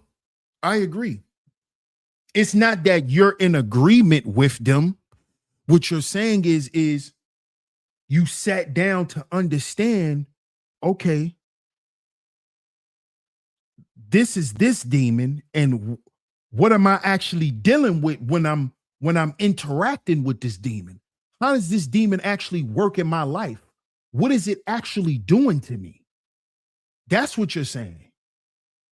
That's what you're saying, bro. Because that's how you formulate a strategy. You trying to formulate a strategy. That's what you're doing. That's what you're doing, bro. Right. Keeping your enemies close. Right. Nothing wrong with that, bro. That's super smart. That's a war strategy. Honestly, that's a war strategy. Brownie says, my inner light, no matter what, how dim, keeps the demons away. I mean, hey, Brownie, I agree with you to a certain extent. Hey, listen, every time I see you, you smiling, you never on no, I never really saw you on no negativity like that. I mean, I heard you get a little, spicy before, and you threw a little shade or whatever, but I never really saw you just get angry and start. Nah, I never saw you like that before. So what you saying, I can agree with from what I saw here on YouTube so far. Now, you are from Chicago, so I don't know how you may have reacted in the Chicago streets, because the environment may cause for a different type of brownie, So I don't know, but as far as what I know on here, I only saw you, you may have got a little spicy a couple of times, but I never saw you really get out of character too much. I never saw you really get out of character like that. OG says, I never shake their hand, but I look them in their face.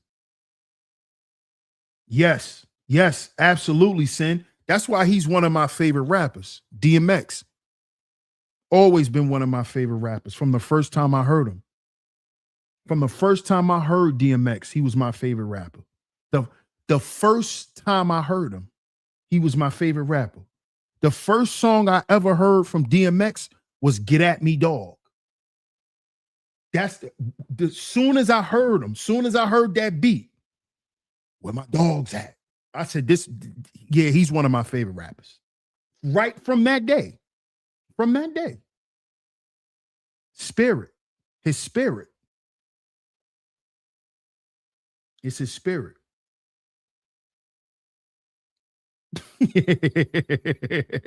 Zuma said, because I'm lying like a hoe.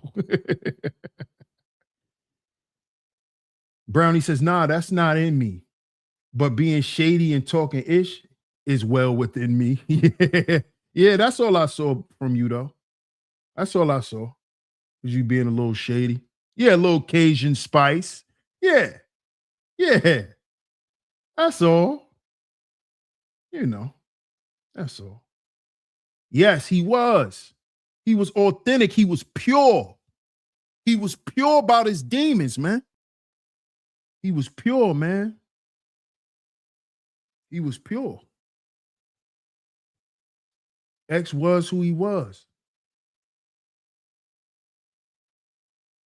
Yep. Love X. Sin says, I highly respect people who are honest about what they are about. Me too. And that's why I got so much love and respect for y'all. Because y'all respect the real. And that's what my channel has always been about from day one. From everything that I've done here on YouTube, that's what it's always been about. Me being me. And anybody that knows me, that met me from YouTube and met me off of YouTube, y'all know I'm the same person. Y'all know I'm the same person. Y'all know I could turn up. I'm the same person in real life. Anybody that know me, they know this. Whether they know me from YouTube or know me from real life outside of YouTube, they know that this is who I am. That when I'm on this mic, I'm not pretending. This is how I talk in my regular day interactions. Same way.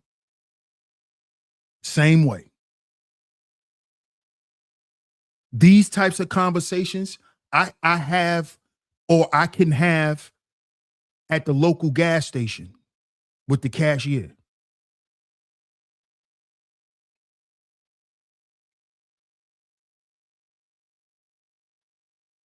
You see? And I thank God that I'm this way. I thank God I'm this way. I think that's why I'm able to understand certain things and able to put certain things together a certain way.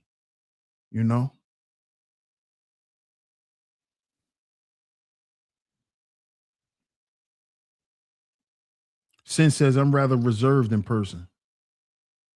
I'm reserved too.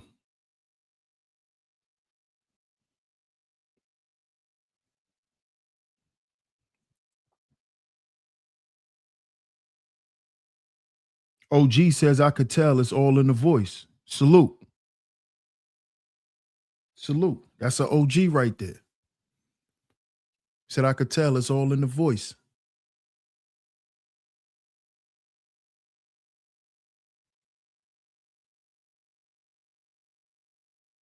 But see, this is why I like to have these types of conversations, because we need to start having these types of conversations with our children as our children grow up. We have to start dispelling these myths around things in life so our children don't have to go through those same cycles of misunderstanding and disbelief. This is how you stop them from going down a certain route. You got to reroute them. You got to reroute them. We can't keep letting every generation believe the same nonsense. That's the purpose of being an elder. That's the purpose of being an OG. That's the purpose of being a big bro. That's the purpose of being Unc. That's the purpose of it. Not so you don't do what I do, because you might do some of the things I may do. But it's so you don't look at life the way that we looked at life. Because life gonna be different from y'all. For y'all, life gonna be different. Y'all see how these new cities look? Imagine how they gonna look when our kids are grown.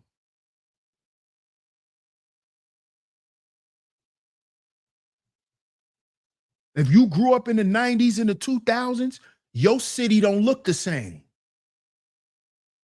I don't care where you at. You a millennial like me? I'm from New York. New York don't look the same. The streets done got smaller. The streets are smaller in New York. Streets don't look the same. I don't know the new New York. I don't know that New York. I grew up, I saw crack buildings. I saw graffiti on the train, outside the train. Like when the train went past, it was graffiti on the doors, on the whole train. Outside looked different than me now. So we can't keep telling the youth the same nonsense. We got to dispel this stuff.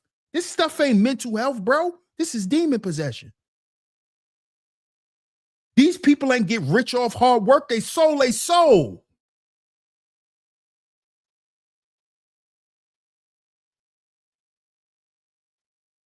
Don't deal with ancestral worship. That's demon worship, bro. Take that off your neck. Take them beads off your neck. You don't know if somebody did an incantation and it's a spirit in them beads. Take that off. We got to reroute them. Reroute them away from the devil. Because that's what all this stuff leads them to. It leads them on the fast track to hell. That's what our job as being OGs and olders and elders, and that's our job. Because that's what the elders was trying to teach us. Boy, go to church. Boy, I hope you pray every night. Pull your pants up. Take the sweatpants off. They was trying to teach us something. So we could go another way, so we could look at life different. Did we listen? Not a lot of us. I know I didn't listen. Me and my friends ain't listen. We was in church lusted. We didn't go to church to learn. We didn't go to church to hear no sermon. We in church like this. Oh, she bad. Oh, who that? Oh, you see her? That's what we was doing in church when we was young. I used to go to church with my homeboy. We in church lusting, hollering at girls, getting phone numbers in church. This is what we was doing. We wasn't going to hear no word. We wasn't trying to hear nothing about no lust. Lust, what's that? Oh, that's something they made up. That's the stuff we used to say. You think we saying that now? No. You know why? Because life gave us the belt. You know how the YNs like to say, yeah, we giving out the belt. Life gave us the belt. Going in church, playing, not listening. Oh, yep, we got the belt. Woo! Got the belt. They gave us the belt. Yeah. Yeah. So that's our job, to reroute them. Yo, bro, y'all on a fast track to hell, bro. Do you know that? Like, we just got to be honest with them.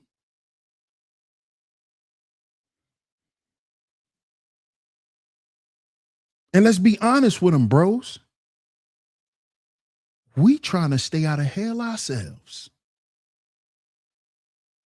See, that's the type of conversation we need to be having with the young boys.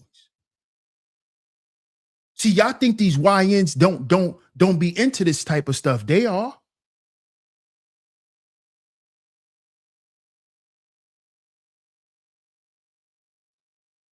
They are. In these facilities, these YNs reading the Bible. They got Bibles in their rooms.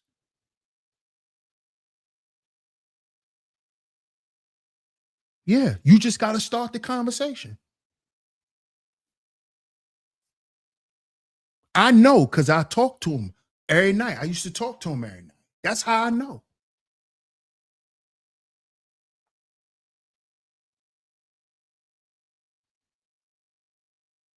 That's how I know. At night, we have real life conversations. I told y'all they treat us like COs. Yeah, we be talking about all types of stuff at night. Real life stuff, though. Not who a stepper. We don't. They don't have that conversation with DS1. They don't have that conversation with me. We don't talk about that. They talk like that with other people. They don't talk like that with me. Because they know I don't want to hear that. I don't want to hear that.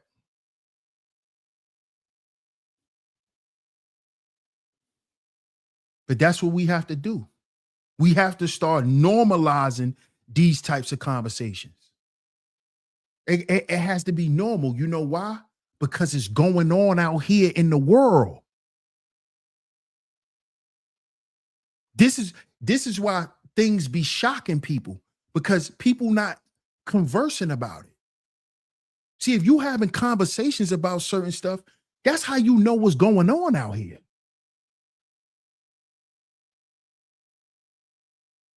You don't know because you ain't talking to nobody. You ain't conversing. You're not talking about what matter. That's why you're not learning about what's going on. So you're not able to give nobody no advice.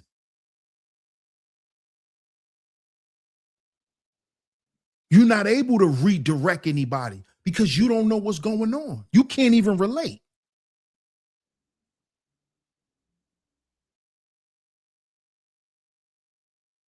You see?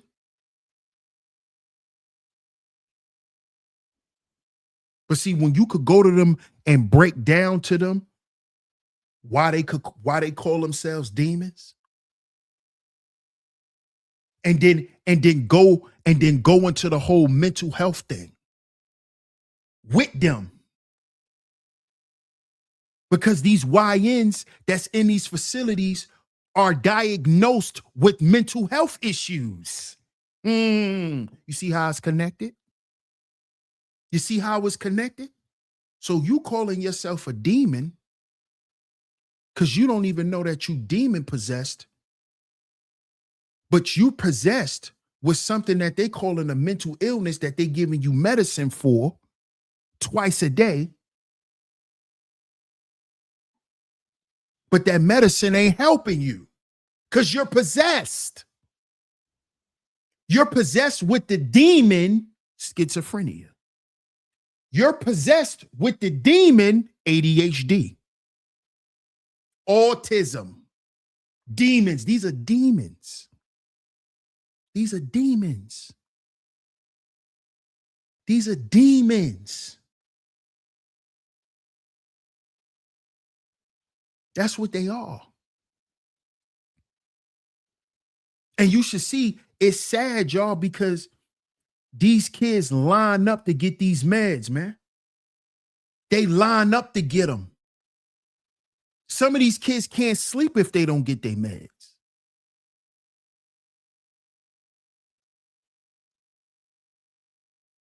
So the demon never goes away. The demon has a permanent house. He has a home now. Not even a house. Now he has a home. Because you don't even realize that it's a demon. So you taking all this medicine, dumping all these years and years of medicine, and a demon just sitting there chilling.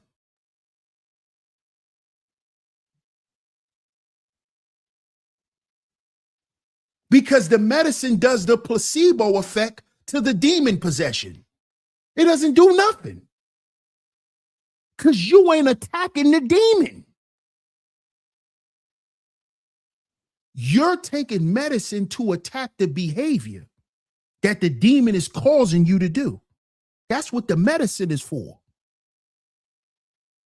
The demon never goes nowhere.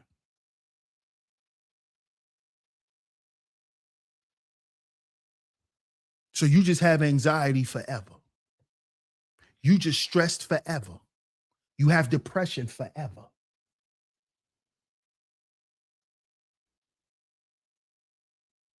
No, until you address the demon directly. Not with telling yourself it's just mental health.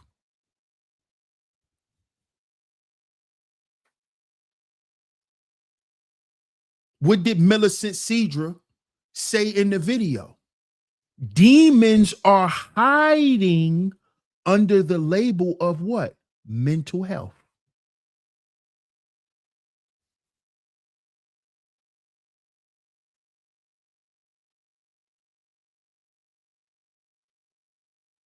See? So you just keep telling yourself, oh, it's this, oh, it's that, oh, it's this, oh, it's that.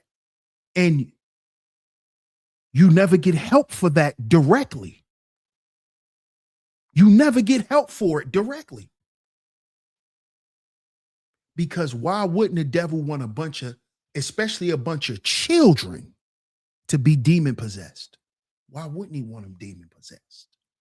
Why wouldn't he want 2-3 generations of children to believe that they just got mental health problems and they all demon possessed? Why wouldn't he? Why? Because then all of them will be on what? Demon time. They'll work for the devil. See? See? That's why Big Pharma is not going to tell us that it's demon possession. Because this is how they're recruiting soldiers for the devil. These kids that's on demon time that work for the devil, they have what? Mental health issues. Mental health issues. See this? You see this? The school shooters, mental health issues. Mental health issues. That's what they call it. It's called demon possession. Because only a demon will tell you to go get an AR-15 rifle and go shoot and just start running around the mall shooting innocent people. That's a demon. That's a demon. That's somebody who's possessed by a spirit. Don't a normal mind, a normal brain operate that way. A normal brain does not formulate thoughts that way. Only a brain that has been compromised, possessed, will formulate them type of evil, demonic thoughts.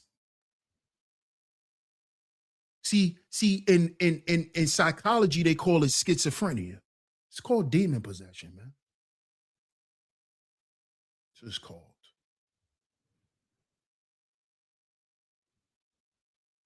That's what it's called.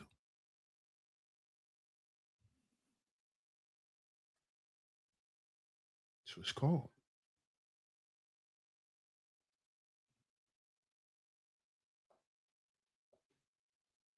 That's what it's called.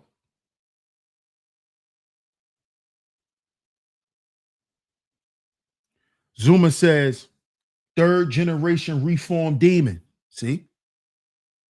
There you go. There you go. Praise God for that. Thank God for that.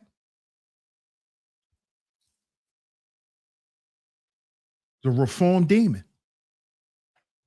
And you know what's interesting, Zuma? You know what, bro? Those are the people now that God is using to wake people up. He using people like you, bro, as the testimony. He's using people like you and your testimony to make people believe that he's real. I hope y'all paying attention. I forgot that brother name. He got like an African name, but his whole podcast called We Need to Talk.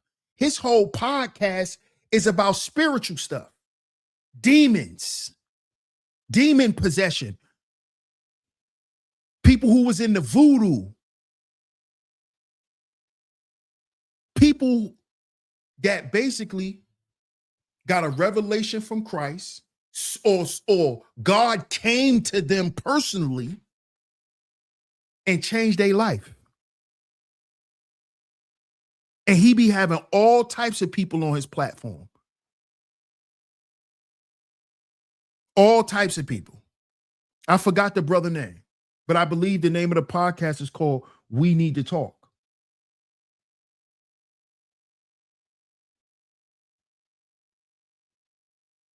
Oh, absolutely. Absolutely. You can't attack the problem till you know what it is. Facts, Saudi Tate. Facts, bro. That's a fact. Brownie says, I got ADHD, but it's my sparkle. I never seen it as a mental health disorder.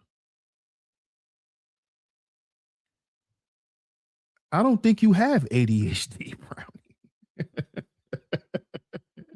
I don't think you have ADHD. Honestly, I believe a lot of people have been misdiagnosed, man. I really believe that. I really believe that. I do. I really do. I do. And I'm not trying to misrepresent nobody or try to downplay what people are dealing with. But I'm just saying, based off my analysis, and again, I don't, I can't diagnose nobody because I don't have the credentials to, but just off what I see, a lot of people don't have ADHD. Narcan recipients. I just don't think that, And I say that too is because I have firsthand experience with a child who was on the spectrum, who they said had ADHD and all of that stuff. And my experience with him taught me a lot about mental health and all of that stuff, especially dealing with children. That's how I learned how to deal with them too. How to communicate with them, all of that. How to have a level of patience, all of that stuff.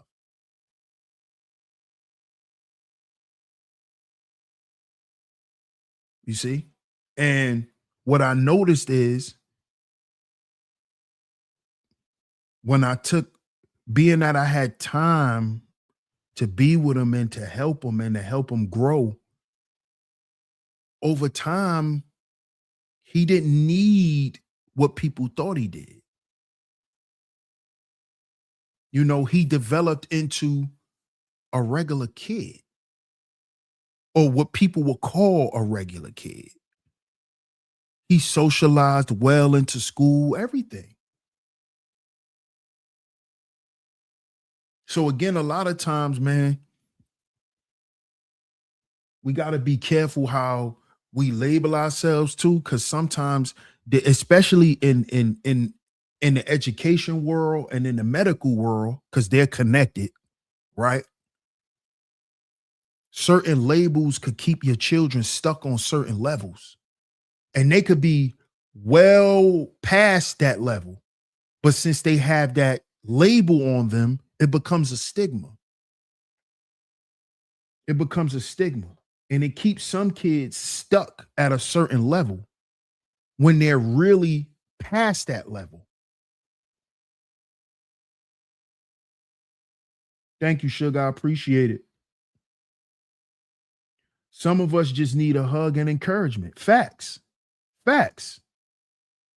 Facts. Some of us need to know that we have people there that care about us and that's rooting us on to win. Man, just knowing that, man, will help you develop into a better person.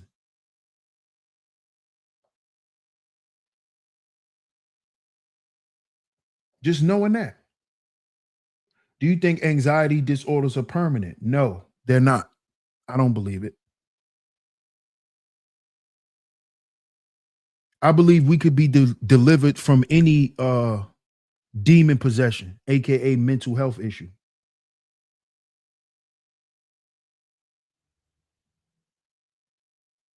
I had to teach myself emotionally. You had to cheer yourself on. Yeah. And I know that took time. I know that wasn't something you just learned to do automatically.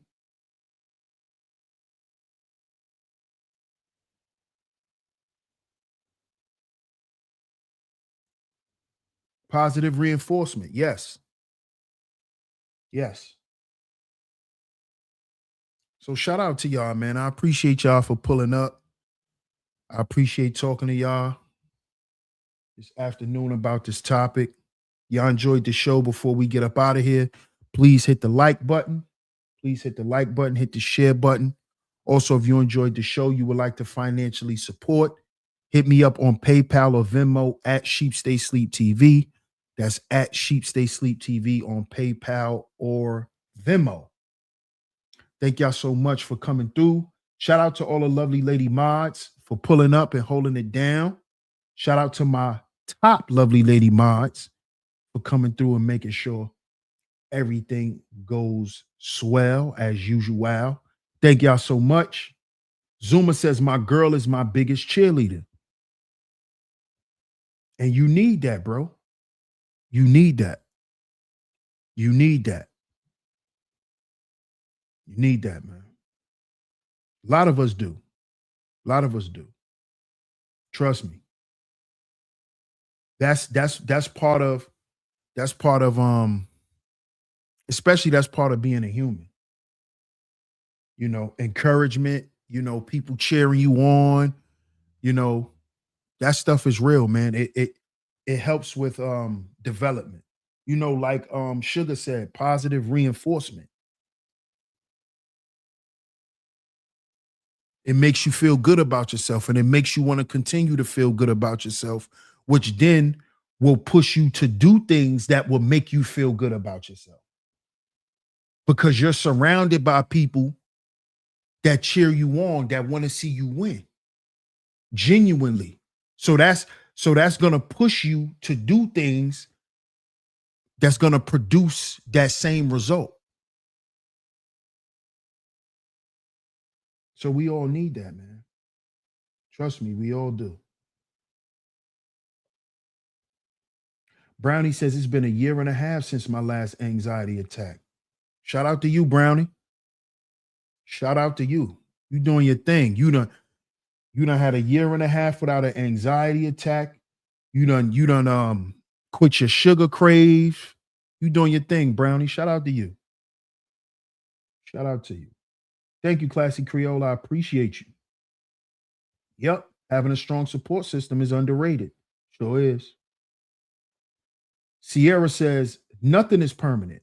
I had seizures for 21 years and I healed my mind, and now I've been clear for 2 years now. Wow. Shout out to Sierra, man. God is good.